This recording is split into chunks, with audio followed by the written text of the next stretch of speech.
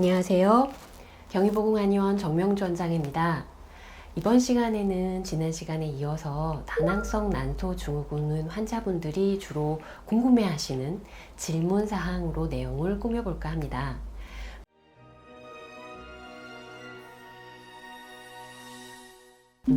다낭성 난소 증후군으로 생리를 안 하고 있는 상황인데 피임약을 먹어서라도 생리를 꼭 해야 하나요? 라고 질문을 해주셨어요. 생리를 안 하는 상황이 임신에 대한 걱정만 아니라면 크게 불편한 상황은 아니기 때문에 이런 질문이 나올 수 있을 것 같은데요. 우선 경구피임약 복용으로 생리를 억지로라도 하게 해서 얻을 수 있는 가장 큰 이점이 무엇인지 생각을 해봐야 되겠습니다. 바로 그 이점은 자궁내막암에 대한 예방입니다. 다낭성 난소 증후군인데 왜 갑자기 자궁내막암이 툭 튀어나오는지 궁금하실 텐데요. 일단은 질환의 특성상 그럴 수밖에 없습니다. 다낭성 난소 증후군에서 혈중의 에스트로겐 수치가 좀 높아지게 되면 자궁내막의 두께가 증가를 하게 되면서 다낭성 난소 증후군이지만 자궁내막 증식증을 동반하게 되는 경우가 발생하게 되는데요. 복잡하기는 하지만 도표가 너무 어려워요.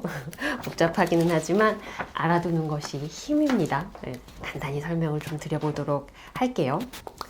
체내에서 인슐린 분비가 높아지든 아니면 인슐린 수용체에 문제가 생기든 어떠한 기전으로 인해서 혈중에서 인슐린 농도가 높아지게 되면 간에서 성호르몬 결합 글로불린이라고 하는 이 성분들을 감소시키게 돼요. 그리고 일형 인슐린 유사 성장 인자 결합 단백질, 이름이 너무 어려워요. 그래서 단축으로 이렇게 쓰게 되긴 하는데요. 이 중요한 성분들, 이름은 외우지 않으셔도 됩니다. 알진 않으셔도 되고요.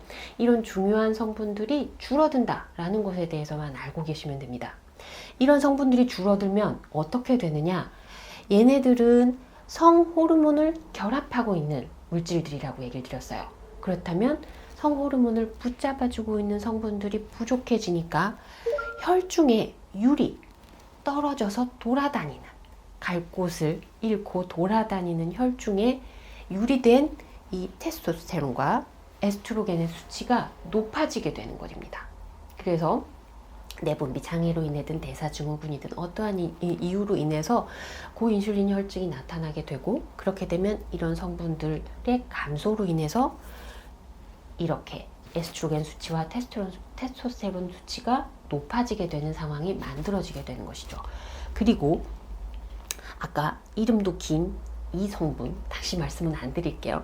이 성분이 감소가 되면 당연히 인슐린 유사 성장 인자를 잡아주고 있는 성분이라고 말씀을 드렸죠. 그 부분이 줄어들게 되니 얘도 유리된, 혈중에 유리된 이 성분들도 높아지게 됩니다. 이 성분의 혈중 농도가 높아지게 되면 난포막에서 황체 호르몬의 반응성을 증가시키게 됩니다. 이렇게 반응성을 증가시키게 돼서 역시나 안드로겐 형성을 촉진을 하고 에스트로겐 분비를 촉진을 시켜서 자궁내막을 두껍게 만드는 상황이 발생하게 되는 것이죠. 그러니까 다낭성 난소 증후군이다라고 하더라도 이러한 기전들로 인해서 생리를 안 하는데 왜 자궁내막이 두꺼워져요? 라는 질문에 대한 대답이 될 수 있는 것이죠. 다낭성 난소 증후군에서 에스트로겐이 높아지게 되고 자궁내막이 두꺼워지게 되고 자궁내막 증식증이 언급되는지에 대해서 이해가 되셨을 텐데요. 이런 내용들을 알기 어렵다라고 한다면 다낭성 난소 증후군에서 인슐린 수치가 높아지면 별로 좋을 게 없어 라고만 인식을 하시면 될 것 같습니다.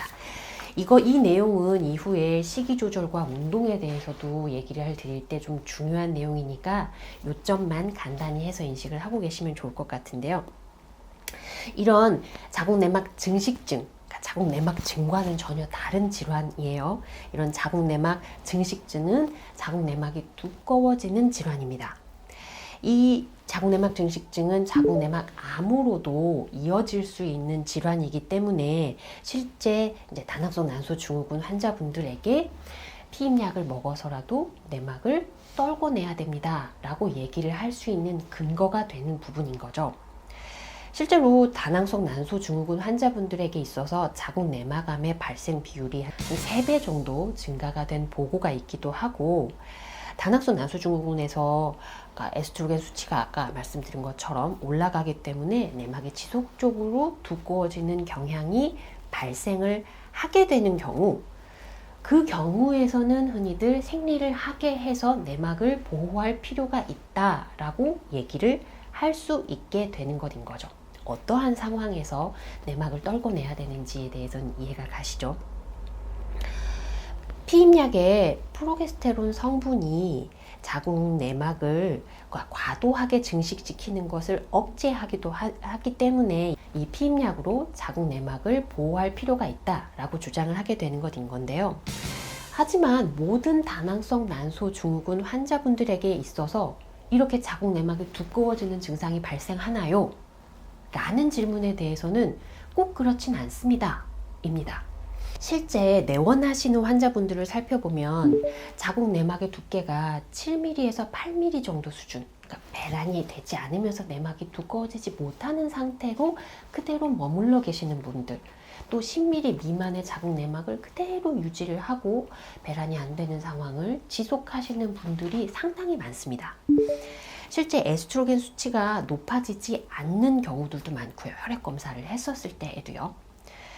아까 설명드린 혈중 에스트로겐 수치가 높아지는 기전인 경우는 실제 다낭성 난소 증후군 환자분들에게 있어서 많지 않을 수 있다는 부분입니다.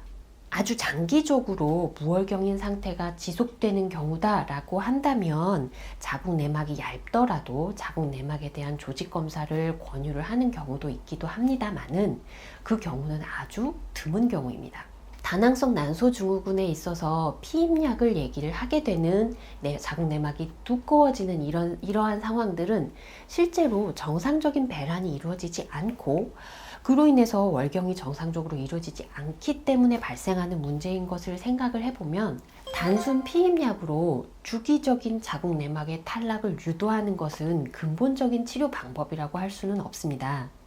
지금까지는 다낭성 난소 증후군에서 자궁 내막에 문제가 생기는 기전과 어떠한 경우에 자궁 내막을 탈락시켜서 자궁 내막을 보호해야 되는지에 대해서 살펴봤습니다. 그렇다면 아직 질문하신 부분에 대한 답이 나오지는 않았죠.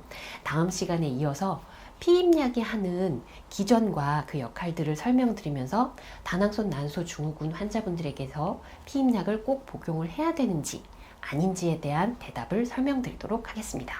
감사합니다.